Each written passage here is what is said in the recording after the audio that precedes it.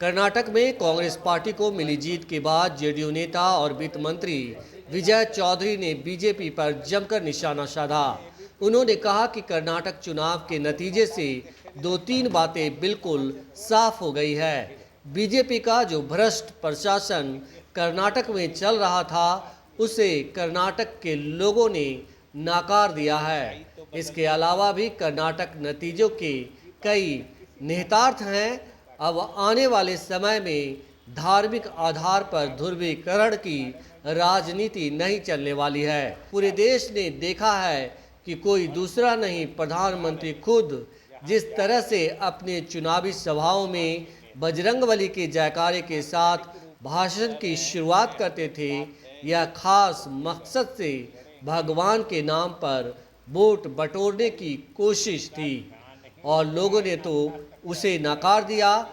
लगता है भगवान भी, या यूं कहे कि हनुमान जी भी, अपने नाम का राजनीति में दुरुपयोग होते देख उन्होंने बीजेपी को शापित कर दिया। यही नहीं, जेडीयू नेता और वित्त मंत्री विजय चौधरी द्वावा बागेश्वर पर भी जमकर बरसे। सुनिए विजय चौधरी को।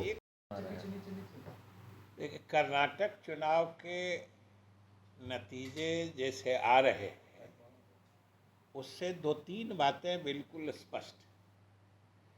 एक तो भाजपा का जो भ्रष्ट प्रशासन कर्नाटका में चल रहा था, उससे कर्नाटका के लोग तो नाराज थे ही।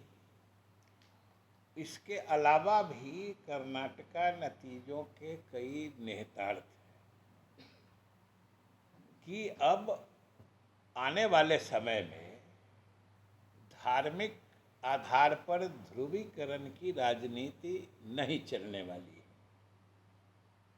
पूरे देश ने देखा है कि कोई दूसरा नहीं, प्रधानमंत्री स्वयं जिस ढंग से अपनी चुनावी सभाओं में बजरंगबली के जयकारे के साथ भाषण की शुरुआत करते थे,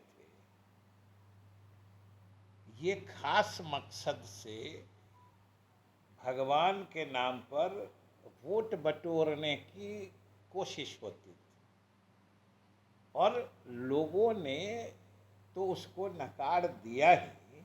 लगता है कि भगवान भी या हनुमान जी भी अपने नाम का राजनीति में दुरुपयोग होते देख उन्होंने भी भाजपा को शापित कर दिया। इसलिए तो इतने खराब नतीजे उनके लिए आ रहे हैं।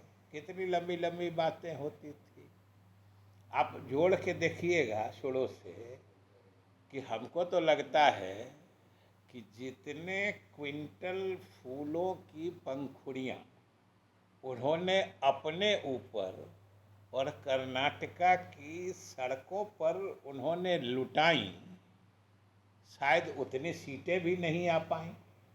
कितने क्विंटल फूल आप देखते थे, एकदम किलोमीटर का किलोमीटर सड़क 3-3 इंच मोटे फूल की पंखड़ियों से सज जाता था। नतीजा क्या आया है? ये सब तो आंखें खोलने वाली बात है। तीसरी बात कि भाजपा की अभेद्यता या भाजपा को हराना मुश्किल है, ये जो एक परसेप्शन माहौल बनाने की कोशिश हो रही थी, ये अब बीते दिनों की बात हो गई और कर्नाटक चुनाव के नतीजे ने बता दिया है कि भाजपा विरोधी दलों में एक अकेले कांग्रेस ने उनकी वहाँ पे ये हालत कर दी है, जबकि जेडीएस भी समानांतर रूप से चुनाव लड़ रही थी। उसको भी अच्छी खासी 2 दर्जन से अधिक सीटें मिलने की उम्मीद है। और आप समझिए कि अगर वो दोनों दल एक हो जाएंगे तो कर्नाटका में भाजपा का क्या हाल होगा।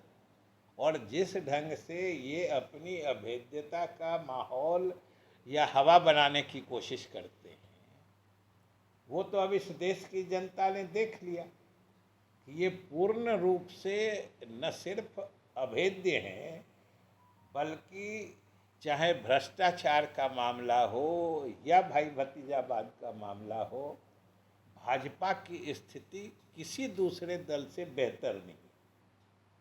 ये कर्नाटका के चुनाव नतीजों से, और इस चुनाव में वहाँ की जनता ने जो भाजपा का आकलन किया है, वो कुछ यही बात की तरफ, इन्हीं बातों की तरफ इशारा करते हैं। अब क्या कहते हैं वो जाने, जब कहेंगे तब पता चलेगा। लेकिन कोई भगवान का नाम लेता है तो सभी धर्म, सभी जात के लोगों की भलाई की जो बात करेगा, वही भगवान की भी इज्जत बढ़ाता है, या भगवान का सही मायने में भक्त है। लेकिन भाजपा नेताओं के जैसा अगर तराजू के एक पलड़ा पर भगवान को, कभी राम जी को, कभी हनुमान जी को बैठा के दूसरे पलड़ा पर वोट को जमा करना शुरू करेगा, तौलने लगेगा भगवान को वोट से, तो किसी न किसी दिन कर्नाटका वाला नतीजा हो जाता है। आज उन्होंने कहा है कि हम हिंदू मुस्लिम नहीं करते हैं, हिंदू हिंदू करते हैं। धीरेन्द्र शास्त्री ने पटना एयरपोर्ट बताएंगे। नहीं, तो वो कोई चीज़ करते हैं, अब उनकी बात हम नहीं जानते। हमने तो ये कहा है कि किसी धर्म में किसी दूसरे धर्मावलंबियों के विरुद्ध या उनसे नफरत करने की बात नहीं कही गई है।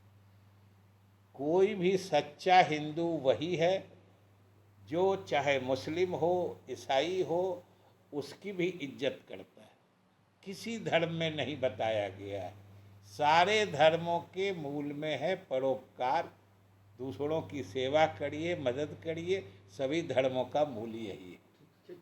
एक आपकी सवाल देखिए, और खासतौर पर प्रधानमंत्री जिस तरीके से बजरंग बली की जय कर रहे थे, हनुमान चालीसा पढ़ा जा रहा था, ये सब वहाँ काम नहीं कर पाया।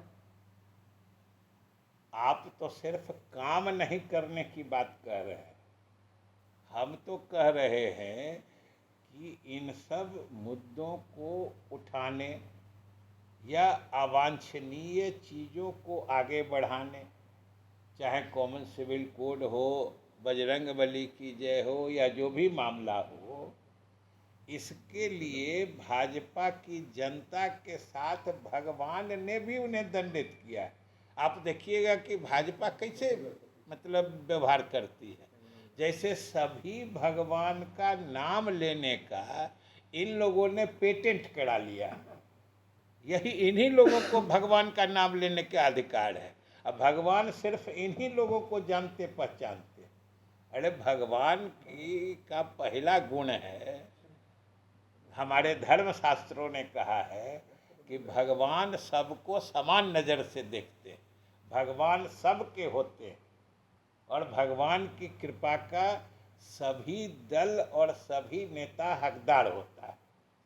और कर्नाटक के नतीजे से साफ है कि उन्होंने कितना भी ध्रुवीकरण करने की कोशिश की, कर्नाटक की जनता ने उसका कोई मतलब सिला दिया, न उसको एक रत्ती पसंद किया, बल्कि उसे खारिज किया।